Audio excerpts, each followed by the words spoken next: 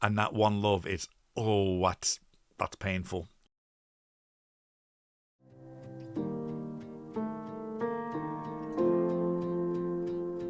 The first parts are down, down, down, down with the piano. It's quite a dynamic thing happening there with it's kind of going down, down, down, down, and the resonance is kicking off.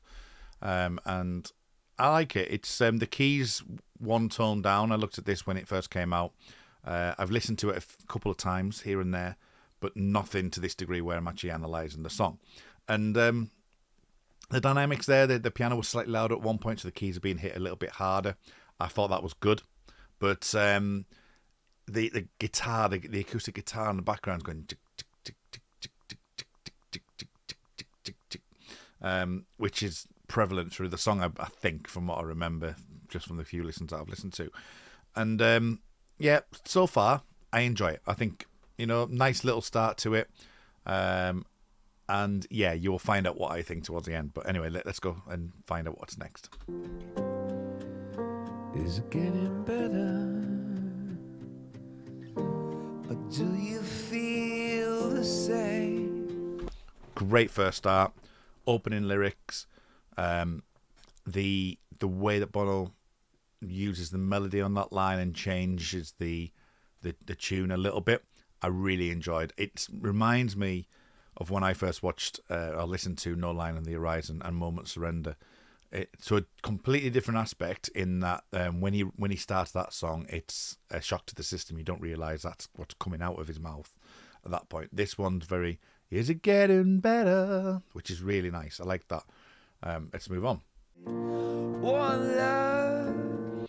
Okay, so when it comes into One Love, we start getting this like Rick Rubin kind of Johnny Cash thing going on with the pedaling. It's got a pedal point that's going doom, doom. I think it's in F, I think.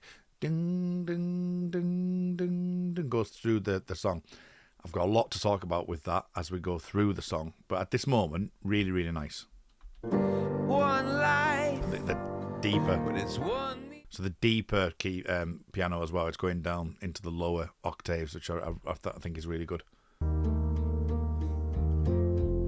Okay, so with the bass, doesn't do what I would expect it to do in relation to the original song. That's fine. I actually quite like it. The bass comes in quite heavy, and I think from my trailer reaction video, I was surprised by Beautiful Day and just how much of that was like, ooh, the bass on that.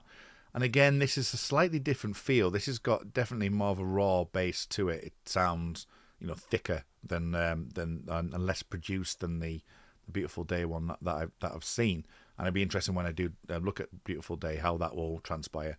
But it's nice. I like the run up. Obviously, as I say, it's down a key, but then it goes up to the F sharp, the F, and he does an octave, so it goes doom, doom, doom, doom, doom. Which I like that going down the octave when he hits the F, he goes straight to the lower F, and I think that works quite well. Tonight, to drag the past out into the light. Okay, so when he's singing "Too late tonight to drag the past out into the light,"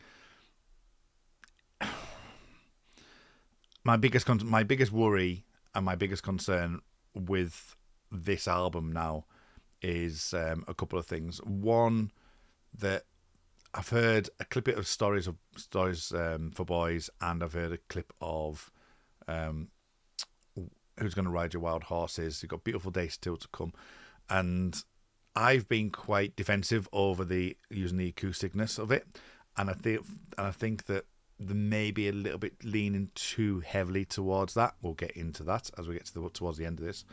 And the biggest issue that I have here is Bono's voice. One is supposed to be a conversation, and up to this point it works. Is it getting better? And when it gets to these points, too late tonight, it becomes really whiny. He's using, and I'm not a vocalist by any stretch of the imagination, but he's using the front part of his mouth, yeah, doing all that, and it's coming through as really whiny. And I think it works to a point, but I think it's used way too much in 3 minutes 36 seconds of this song. do feel it becomes so twiny, and it's a big issue that I have with this song. Carry each other. Carry each other. See that bit there? That's the thing I'm talking about conversation. Carry each other. Carry each other. One. Yeah, it's talk, and I like that. I know some people don't like that aspect of Bono, but that gives you just that little bit of dynamism, and it just surrounds you a little bit more. It feels like he's bringing you into the conversation. When he's like going, it's too late, it's not working for this version of this song, and it's a bit disappointing. So we've now got a little bit of percussion coming in now here. It's got that. The bass is nice. That do do do do do do do. I like that. And he does that a couple of times. I like when, and one of the reasons why I like Adam Clayton so much is the, he is capable of playing a little bit more complicated.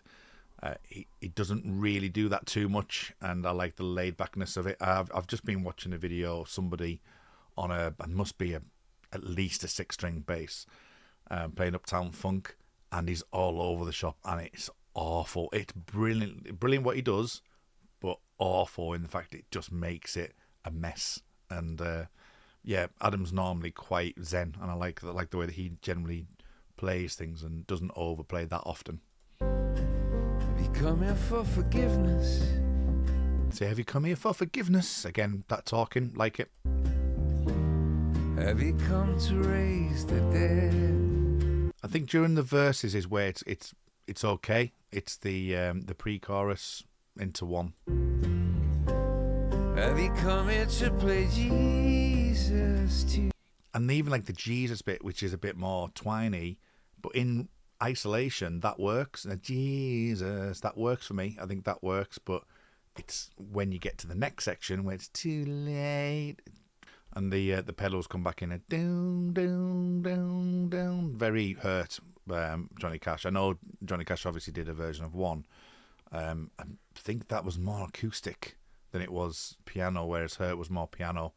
It definitely has that Rubin kind of production feel to it. And using that pedal point, I think that is part of what I really like about this song.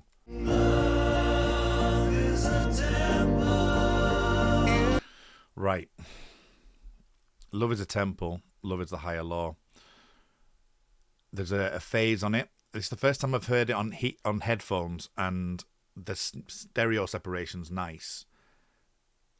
The EQing of that is too tightly compressed. It's too, again, it goes into that it goes into the range that Bono's currently singing in. It's like, love is a temple. That's the only way I can describe it. Love is the higher law. And yeah, I know that it's one of the best songs ever written. As far as I'm concerned, it is one of the best songs ever written. And what's coming up here, I feel, should be almost like a talky point, and I might talk about that in a second. But it doesn't. That love is a temple. Obviously, they did it in Sunday. It wasn't Sunday Bloody Sunday, was it? It was Pride in the Name of Love, where they brought in the old Bono line, and I think that really worked. I don't think this works. On there's also the metallic drums going. Again, it's kind of like put through a filter. Not fond of it in the way that this is being played. The piano, the bass, even like the rolling percussion that Larry will have been doing there, and then this comes in, which is just it's too much of a juxtaposition to what's come before it. You asked me to enter, then you made me crawl. So there's an interesting line there. So you ask me to enter. Actually, I quite like that. So that was all right. That was all right. Then you made me crawl. I can't be holding on to what you've got when all you got is hurt. To what you've got when all you've got is hurt. I would have liked to have seen to what you've got when all you've got is hurt. Something a bit more visceral. Just it's a conversation. I'm not feeling that emotion from Bono, and that's unusual. That is unusual. I'm not feeling that. To what you've got, I'm not a singer, but to what you've got, when all you've got is hurt, a bit of rasp in his voice, bit of something going on. It's all up here. It's all up here. One love. And that one love is, that's painful. One blood. One blood's painful. One life. You gotta do what you should. Gotta do what you should. Again, it's all there. One life with each other. With each other. That's better when it comes down. Coming down to that lower register.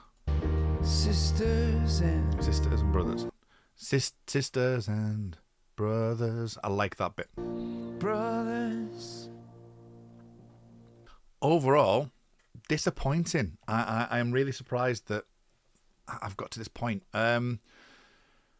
Positives, I would say definitely the piano, the bass, the rolling percussion. There was moments in Bono's vocal, the beginning of that was really good.